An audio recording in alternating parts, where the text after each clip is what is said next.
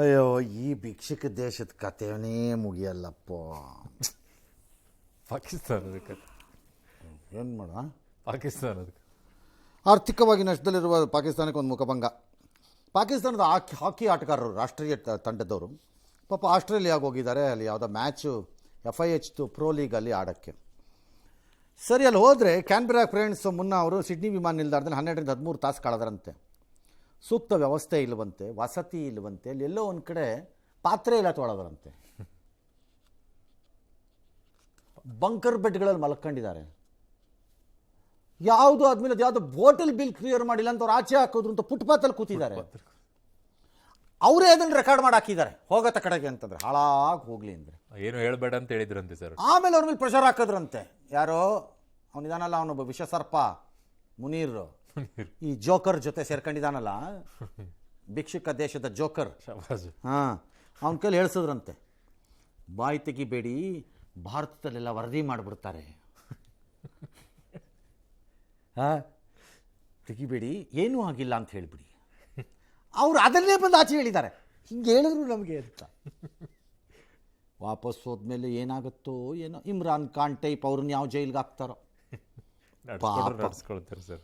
ಪಾಪ ಕಷ್ಟ ಪಟ್ಕೊಂಡೆಲ್ಲ ಹೇಳ್ಕೊಂಡಿದ್ದಾರೆ ಅವ್ರು. ಹಿಂಗೆ ಆಯ್ತು ನಮ್ಮ ಹಣೆ ಬರಹಗಳು, ಏನು ಮಾಡೋಣ ಅಂತ. ಅದಕ್ಕೆ ನಾನು ಬಡ್ಕೊಳ್ಳೋದು, ಈ BJPನೋ ವಿವಿಯಲ್ಲ, ಇವಕ್ಕೆ ಜಜ್ ಬಿಡಬೇಕು ಮೂತಿ ಒಂದ್ಸರಿ ಹಿಡ್ಕೊಂಡು. ಯಾಕೆ ಸರ್ 3 ಹೊತ್ತು ಪಾಕಿಸ್ತಾನಕ್ಕೆ ಕಂಪೇರ್ ಮಾಡೋದು ಭಾರತನ. ಅದಕ್ಕೂ ನಾವು ಮಾಡಬೇಡಿ ಅಂತ ಬಡ್ಕೊಂಡ್ರು ಸರಿ. ಕಂಪೇರ್ ಮಾಡಬೇಡಿ, ಕಂಪೇರು. ಭಾರತ ಪಾಕಿಸ್ತಾನಕ್ಕೆ ಕಂಪೇರ್ ಮಾಡೋ ಲೆವೆಲ್ಸಲ್ಲಿ ಯಾವುದೂ ಇಲ್ಲ, ಎಕ್ಸೆಪ್ಟ್ ನಾನು ನಿನ್ನೆ ಹೇಳ್ದಂಗೆ ಭಯೋತ್ಪಾದಕರನ್ನ ತಯಾರಿ ಮಾಡುವ ವಿಚಾರದಲ್ಲಿ. ಈ ಅಯೋಗ್ಯ ದೇಶಕ್ಕೆ ತನ್ನ ಟೀಮ್ಗೊಂದು ರೂಮ್ ಮಾಡಿಕೊಟ್ಟು ಗೌರವದಿಂದ ಆಟ ಆಡೋಕ್ಕೆ ಜಾಗ ಮಾಡಿಕೊಡೋಕ್ಕೆ ಕಾಸಿಲ್ವಂತೆ. ಪುಲ್ವಾಮಾನಲ್ಲಿ ನಮ್ಮವ್ರದ್ದು ತಲೆ ತೆಗೆಯಕ್ಕೆ ಕಳಿಸೋಕ್ಕೆ ಅವರು ದುಡ್ಡನ್ನು ಅರೇಂಜ್ ಮಾಡಿ ಕೊಡ್ತಾರಂತೆ. ಇದು ಈ ದೇಶ. ಇದನ್ನೇನಂತ ಕರೆಯೋಣ? ಈ ದೇಶದ ಬಗ್ಗೆ ಘೋಷಣೆ ಕೂಗೋರು ನಮ್ಮಲ್ಲಿದ್ದಾರೆ. ಪ್ರೀತಿ ಪಡ್ತಾರೆ. ಒಬ್ಬನಿಗೆ ಮನೆ ಟೈಪ್ ಫೀಲ್ ಆಗತ್ತಂತೆ, ಅವನಿಗೆ ಒಬ್ಬನಿಗೆ, ಅರ್ಧ ಅಮೇರಿಕಾದವನಿಗೆ. ಎಸ್. ಇನ್ನು ರಂಜಾನ್ ಹಬ್ಬದ ಉಪವಾಸ ಹಿನ್ನೆಲೆಯಲ್ಲಿ ಮುಸ್ಲಿಂ ನೌಕರಿಗೆ ತೆಲಂಗಾಣ ಸರ್ಕಾರ ಅನುಕೂಲ ಮಾಡಿಕೊಟ್ಟಿದೆ. 4 ಗಂಟೆ ಸಂಜೆ ಕೆಲಸ ಆದ ತಕ್ಷಣ ಅವರು 4 ಗಂಟೆಗೆ ಹೊರಟು ಬಿಡ್ಬೋದಂತೆ. ಸೊ ಇವತ್ತಿನಿಂದ 30 ದಿನವರೆಗೂ ತೆಲಂಗಾಣ ಓಲೈಕೆ ತಾನೇಪ್ಪ. ಹೌದು ಸರ್. ಮಹಾರಾಷ್ಟ್ರ 5% ಮುಸ್ಲಿಮರು ಕೊಟ್ಟಿದ್ದು ಮೀಸಲಾತಿ ಕಿತ್ತಾಕಿದೆ, ಬಿಕಾಸ್ ಅದು ರಿಲಿಜಿಯಸ್ ಅಲ್ಲಿ ಕೊಡಕ್ಕೆ ಬರಲ್ಲ ಅಂತ ಅವ್ರದ್ದು ವಾದ. ನಮ್ದು ಅದೇ ವಾದ ಇದೆ ಕರ್ನಾಟಕದಲ್ಲಿ, ಸುಪ್ರೀಂ ಕೋರ್ಟಲ್ಲಿ ಬಾಕಿ ಇರಲಿ. ಈಗ ಇವನು ಈ ತೆಲಂಗಾಣ ಚೀಫ್ ಮಿನಿಸ್ಟ್ರು, ಏನೋ ಹೆಸರು ಹೇಳಿ ಅವ್ರ ಪಾರ್ಟಿದು, Telangana chief minister Reddy sir. Reddy. ಆ ರೆಡ್ಡಿ ಅದೇನೋ ಬದ್ರುದ್ದೀನ್ ರೆಡ್ಡಿ ಏನೋ ಅಲ್ಲ, ಅವರು ಏನೋ ಮೊಹಮ್ಮದ್ ರೆಡ್ಡಿ ಏನೋ ಅಲ್ವಾ? ಅಲ್ಲ ಸರ್. ಅಲ್ವಾ? ಓಕೆ, ಮೊಹಮ್ಮದ್ ರೆಡ್ಡಿ ಅಲ್ಲ. ಓಕೆ, ಅವ್ರು ಕೊಟ್ಟಿದ್ದಾರೆ ರಾಜ. ಕೊಡು, ನನ್ನ ಪ್ರಕಾರ ಕೊಡು, ಉಣ್ಬೇಕಪ್ಪ. ಏಕಾದಶಿಗೆ ಉಪವಾಸ ನಮ್ದು ಇದೆಯಪ್ಪ. ರಂಜಾನಲ್ಲಿ ಉಪವಾಸ ಅಲ್ವೇನಪ್ಪ? ಹೌದು. ಉಪವಾಸ ಬ್ರೇಕ್ ಆಗಬೇಕೇನಪ್ಪ? ಉಪವಾಸ ಬ್ರೇಕ್ ಆಗಕ್ಕೆ 1 ಅವರ್ ಮೊದಲು ಹೋಗ್ಬೇಕಪ್ಪ. ಹೌದು. ನಮ್ದುವೆ ಸಂಕಷ್ಟ ಚತುರ್ಥಿ ಇದೆ, ಉಪವಾಸಪ್ಪ. ದಸರಾ ನವರಾತ್ರಿ ಇರುತ್ತೆ, ನವರಾತ್ರಿಲಿ ಉಪವಾಸಪ್ಪ. ಏಕಾದಶಿನಲ್ಲಿ ಉಪವಾಸಪ್ಪ. ಗಣೇಶ ನಾವು ಫಾಸ್ಟನ್ನು ಬ್ರೇಕ್ ಮಾಡಬೇಕಪ್ಪ. 4 ಗಂಟೆಗೆ ಬಿಡು, ನಾವು 4 ಗಂಟೆಗೆ ಅಂತ ಬ್ಯಾಗ್ ಹಾಕೊಂಡು ಹೊರಡಿ. ಅವಾಗ ಸರಿ ಆಗತ್ತೆ. ಸಿಂಪಲ್ ಅಪ್ಪ ಅಲ್ವೇ? ಎಸ್. ಮತ್ತೆ ಲೋಕಸಭೆಯ ವಿರೋಧ ಪಕ್ಷದ ನಾಯಕ ರಾಹುಲ್ ಗಾಂಧಿಯವರು ವಿರುದ್ಧ ಕೇಂದ್ರ ಮಂತ್ರಿ ಸಂಸದೀಯ ಸಚಿವ ಕಿರಣ್ ರಿಜಿಜು ತೀವ್ರ ವಾಗ್ದಾಳಿಯನ್ನು ನಡೆಸಿದ್ದಾರೆ. ರಾಹುಲ್ ಗಾಂಧಿ ಅವರ ನಡವಳಿಕೆಯನ್ನು ಮಕ್ಕಳಾಟ ಮತ್ತು ಬೇಜವಾಬ್ದಾರಿ ಎಂದು ಕಿಡಿಕ. ನಾನು ಗೌರವದಿಂದ ಮಾತಾಡಬೇಕು, ನಾನು ಹುಡುಗಾಟ ಆಡೋಕ್ಕಾಗಲ್ಲ. ನಾನು ವಿಪಕ್ಷ ನಾಯಕ ಎಂದರೆ ಇಡೀ ವಿರೋಧ ಪಕ್ಷವನ್ನು ಪ್ರತಿನಿಧಿಸುತ್ತಾರೆ, ಸದನದ ಹೊರಗಡೆ ಹೋಗಿ ದೇಶ ವಿರೋಧಿ ಹೇಳಿಕೆ ಕೊಡ್ತಾರೆ. ಇದೆಲ್ಲ ಮಕ್ಕಳಾಟದ ವರ್ತನೆ ಅಂತ ಅವರು ಬಣ್ಣಿಸಿದ್ದಾರೆ. ಭಾರತದ ಇತಿಹಾಸದಲ್ಲಿ ಇಂತಹ ವಿಪಕ್ಷ ನಾಯಕನನ್ನು ನಾವು ನೋಡಿಯೇ ಇಲ್ಲ. ಪ್ರಬುದ್ಧ ರಾಜಕಾರಣಿಗಳು ಇದ್ದರು. ರಾಹುಲ್ ಗಾಂಧಿ ಭಾರತದ ಭದ್ರತೆಗೆ ಅತ್ಯಂತ ಅಪಾಯಕಾರಿ ಅಂತ ಅವರು ಹೇಳ್ತಾ ಇದ್ದಾರೆ. ಇದು ಕೇಂದ್ರ ಮಂತ್ರಿ ರಿಜಿಜು ಮಾಡಿರುವ ಆರೋಪ.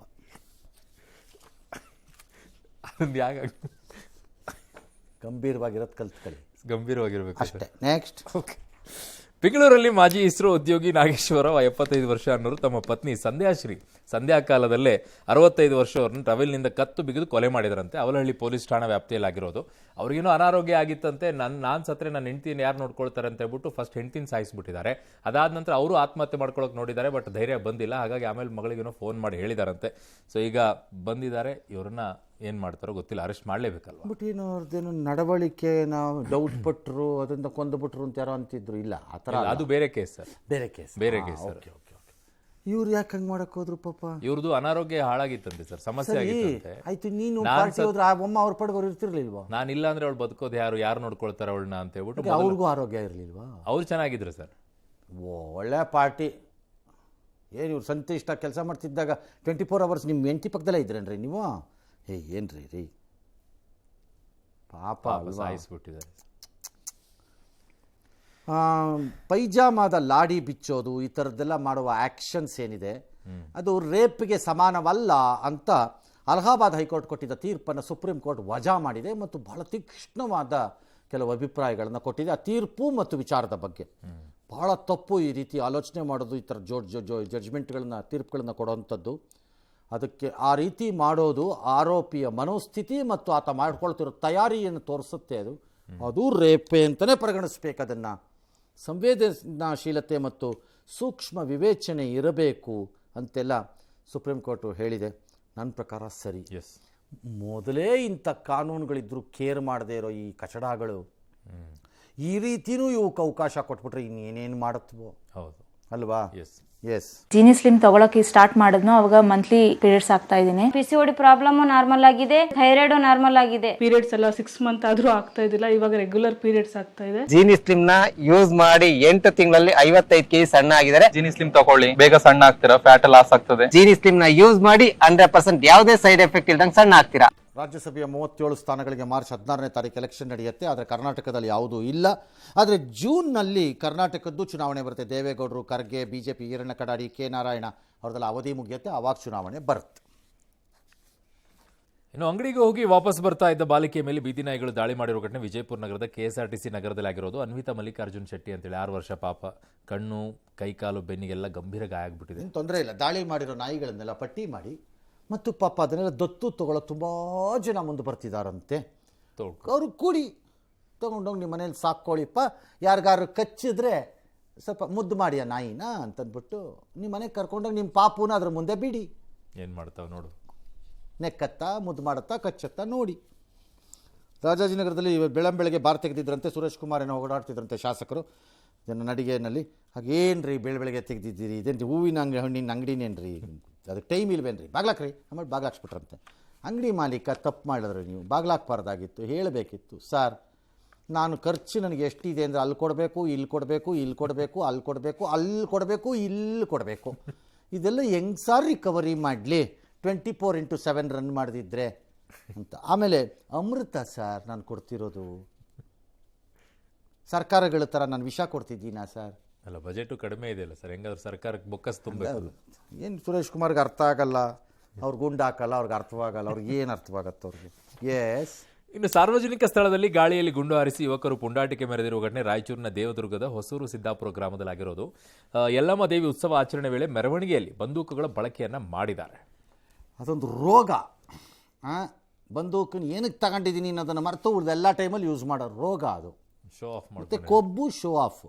ಬಾಲಿವುಡ್ ನಟ ಸಲ್ಮಾನ್ ಖಾನ್ ಅವರ ತಂದೆ ಸಲೀಂ ಖಾನ್ ಅವ್ರದ್ದು ಆರೋಗ್ಯ ಏರುಪೇರಾಗಿತ್ತಂತೆ. ಆಸ್ಪತ್ರೆಗೆ ಸೇರಿಸಿದ್ರಂತೆ. ಈಗೇನು ಶಸ್ತ್ರಚಿಕಿತ್ಸೆ ಮಾಡಿದಾರಂತೆ, ಚೆನ್ನಾಗಿದ್ದಾರಂತೆ ಈಗ. 90 ವರ್ಷ. ಓಹೋ, ಹೌದಾ? 90 ವರ್ಷ. ಓ, ಸರಿ ಸರಿ ಸರಿ, ಆಯಿತು. ಸರಿ, ಒಂದು ಕೊನೆಯ ವಿರಾಮ ತಗೊಂಡು ವಾಪಸ್ ಬಂದು ಉಳಿದ ಸುದ್ದಿಗಳು ಏನಿದೆ ಅನ್ನೋದನ್ನು ನೋಡೋಣ.